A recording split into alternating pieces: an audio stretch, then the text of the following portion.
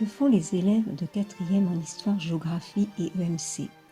En 4e, l'histoire-géographie et l'EMC, c'est d'abord la découverte d'un nouveau programme. En géographie, ce programme est organisé autour d'un fil directeur, la mondialisation.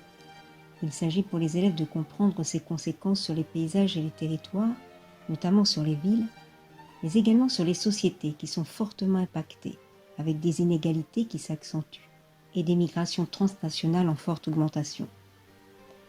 En histoire, le programme met l'accent sur le XVIIIe et le XIXe siècle, avec deux axes de réflexion.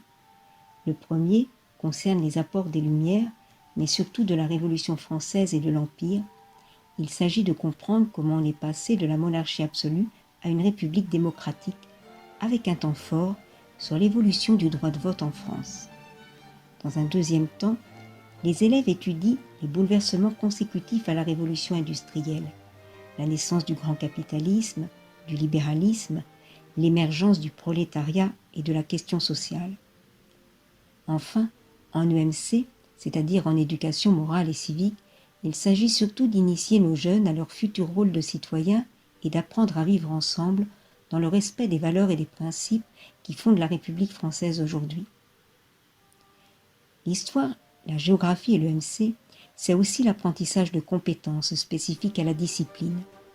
D'abord, se repérer dans le temps et dans l'espace, dater et contextualiser des événements, les ordonner les uns par rapport aux autres, situer des lieux. C'est aussi comprendre et analyser un ou plusieurs documents, extraire des informations à partir de questions, croiser des informations en provenance de documents de différentes natures ou de sources différentes, les expliquer à l'aide de connaissances, mais aussi apprendre à exercer son esprit critique. Enfin, c'est pratiquer différents langages. S'exprimer à l'oral tout d'abord, notamment en participant en classe. S'exprimer aussi à l'écrit. En 4e, les élèves vont progressivement apprendre à rédiger un développement structuré pour répondre à une petite problématique, ce qui signifie construire son raisonnement, mobiliser des connaissances précises et utiliser un vocabulaire spécifique. Enfin, l'histoire-géographie et l'EMC, c'est donc de l'investissement, du travail personnel. C'est d'abord mémoriser des connaissances et donc travailler très régulièrement, dans un premier temps en classe, en ayant son matériel, en participant, en prenant avec soin les traces écrites, puis, après chaque séance, en relisant son cours pour vérifier s'il est compris, et au moins une fois par semaine, apprendre par cœur, en les récitant, les repères, les notions, pour bien les retenir.